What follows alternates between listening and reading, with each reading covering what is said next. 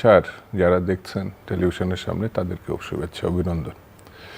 আমি প্রথমত মুক্তিযোদ্ধাদের এই কোটার তীব্র বিরোধী না, শুধু তীব্র বিরোধী। কারণ এই কোটার মধ্য দিয়ে মুক্তিযোদ্ধারা যে অর্জন করেছিল, যে শ্রদ্ধার মানুষ, এটা কাদের মাথা থেকে আসছে আমি জানি না।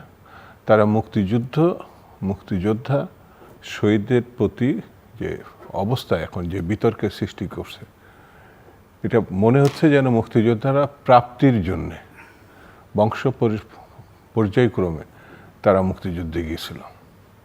তারা জীবন উৎসর্গ করতে গিয়েছিল দেশের জন্যে, মানুষের জন্যে, গণতন্ত্রের জন্যে, স্বাধীনতার জন্য। একটা বিরাট ব্যাপার। সেখানে এখন চাকরিতে এসেছে বিষয়টি। যে সন্তানটি তাদের অথবা নাতি, সেও সমাজে এখন বিশেষ দৃষ্টিতে দেখছে তাদেরকে মানুষ। অর্থাৎ তারা প্রতিযোগিতায় উত্তীর্ণ না, মেধায় উত্তীর্ণ না।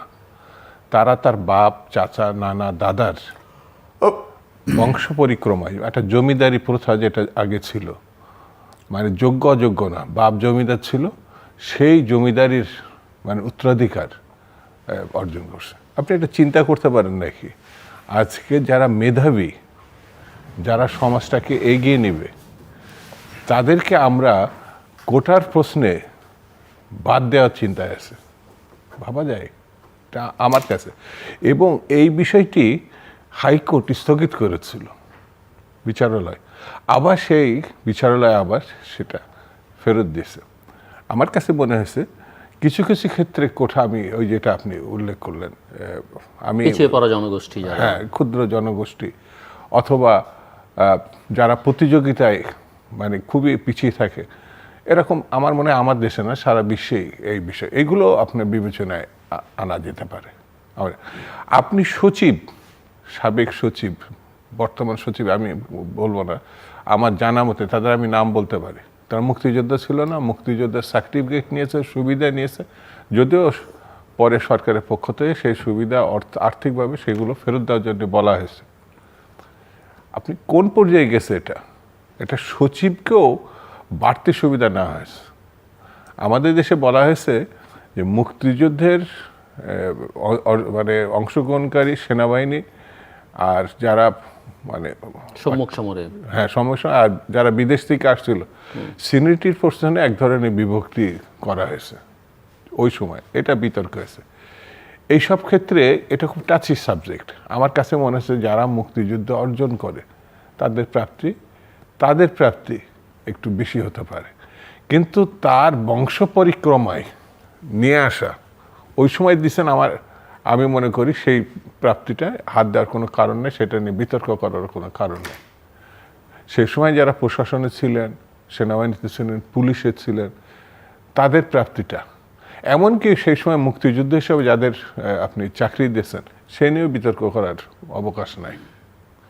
কিন্তু এই যে এখন যে নাতিপুতির প্রসঙ্গে এসছে, তার উত্তরাধিকারিত্ব আসছে, এই বিষয়টি আমার কাছে মনে হয়েছে এই জটিলতা যেটা তৈরি হয়েছে, এই জটিলতার সৃষ্টি হয়েছে। এটি একটি আধুনিক জাতির জন্যে, একটি অগ্রসরমুখী জাতির জন্যে এবং মেধাবী জাতির জন্যে এটা কতটা বিশৃঙ্খলা সৃষ্টি করতে পারে সেটা এখনই তার প্রমাণ। ইউনিভার্সিটির ছেলে মেয়ে তারা সবাই নেমে আসছে। যে আমাদের দেশে মানে কি বলবো, সুযোগ সুবিধা তো এমনিতে আস্তে আস্তে কমে আসছে, মানুষ বেড়ে যাচ্ছে। সেই জায়গায় অর্ধেকেরও বেশি যদি কোটায় আপনি কেটে নেওয়া হয়, তাহলে একটা স্বাভাবিক ছেলে, যেটা আমরা বলছি না যে বিদেশে মেধা পাচার হয়ে যাচ্ছে, পাচার না তো, সে তো এখানে ভবিষ্যৎ দেখছে না বলে সে বাইরে চলে যাচ্ছে। আমার একটা চমৎকার একটা মেধাবী ছেলে, সে তার পরিবারের সঙ্গে থাকতে পারতো, দেশের উন্নয়নের জন্য থাকতে পারতো, সে চলে যাচ্ছে দেশ ছেড়ে। কেন যাচ্ছে? সে এখানে তার ভবিষ্যৎটা দেখছে না। ভবিষ্যৎ আমরা নিজেরা, বিশেষ করে রাজনৈতিক নেতৃত্ব যারা সাধারণত দেশ পরিচালনায় থাকেন, তাদের এই বিষয়টি বিবেচনা করার এখনই। এটা নিয়ে ওই যে সরকারের মানে যে দৃষ্টিভঙ্গি বা প্রশাসনের যে দৃষ্টিভঙ্গি, আমি মনে করি এটা বাদ দিলে এটা জাতির পক্ষে যাবে, জাতির সহায়ক হবে। মেধার মানে আমি যদি তার সুবিধা দিই, তাহলে সে মুক্তিযুদ্ধ হতে পারে, মুক্তিযুদ্ধের বাইরে হতে পারে। এটা আমার কাছে মনে হয়। এতে বরঞ্চ মুক্তিযোদ্ধারা যে আলোচনায় আসছে, তাদের যে ডেডিকেশন, তাদের যে আত্মোৎসর্গ, তাদের যে ভূমিকা, আপনি 52 বছর পরে আমি এটাকে কিন্তু টেবিলে আনছে। এতটা মানে নির্দয় নির্মম জাতি পৃথিবীতে আর কয়টা আছে আমি জানি না। এদের সর্বশ্রেষ্ঠ অনেক মুক্তিযোদ্ধা ইতিমধ্যে লক্ষ লক্ষ তারা আত্মা উৎসর্গ করছে। মানে তাদের নিয়ে আপনি বিতর্ক কেন করবেন? কারা এই বিতর্কে আনছে? এটা হলো আমার কাছে প্রশ্ন। সো আমি মনে করি এই আলোচনা আমরা 2 মিনিট করে আরেক রাউন্ড শেষ করতে চাই। সো দুদুভাই তো ওই জমানারই লোক, মুক্তিযুদ্ধের সময় উনি একেবারে ছোট ছিলেন না, তো সুতরাং উনি তো মুক্তিযোদ্ধাদের সব কিছু দেখেছেন, মুক্তিযুদ্ধের সবই দেখেছেন। যারা মুক্তিযুদ্ধে গিয়েছিল তারা কিন্তু কুড়ো ঘরের লোকেরা মুক্তিযুদ্ধে বেশি গিয়েছিল, এটাও কিন্তু মনে রাখতে হবে। যারা গরিব ছিল সেই কৃষকরাই কিন্তু মুক্তিযুদ্ধে ঝাঁপিয়ে পড়েছিল, কৃষক শ্রমিকরা। তাদের অবস্থাটা কী ছিল তখন মুক্তিযুদ্ধ করে ফিরে আসার পর? কিন্তু সেই সময় ঠিক ছিল, কিন্তু আমি তো সময়টা আমি বলি, আপনি দেখেন, আপনি একজন সিনিয়র সাংবাদিক, এই যে মেধার কথা বলে যে গর্ব করা হয়, মেধাটা কখন হয়? আমি যদি রীতিমতো খেতে পারি, ঘুমাতে পারি, আমার জীবনযাত্রার মান যদি ভালো হয়, তাহলে তো আমার চোখের আলোও বেশি দিন থাকবে, অন্ধ হবো দেরিতে। কিন্তু আমাদের গরিবরা তো তাড়াতাড়ি অন্ধ হয়ে যায়। কেন? তারা সঠিকভাবে তার খাদ্য পাচ্ছে না তারা। তো এখন এইরকম একটা অভাব, অনটন, হাহাকার, যেখানে সেই সময় মুক্তিযুদ্ধের সময় পূর্ব পাকিস্তানের 90% লোক গরিব ছিল তারা। এখন সেইটা তো আমাদের মাথায় রাখতে হবে। এবং মুক্তিযোদ্ধারা কিন্তু চায় না, এই যে দিদুভাই যেটা বিরোধিতা করলেন, মুক্তিযোদ্ধারা তো তারা তো চায় না আমাদেরকে এটা দেন। এটা জাতি মনে করেছে যে তাদের জন্য দেওয়া উচিত, এই জন্য রাষ্ট্র ব্যবস্থা এবং সংবিধানে আলোকে সেটা করা হয়েছে। তো অপরাধ কী হয়েছে?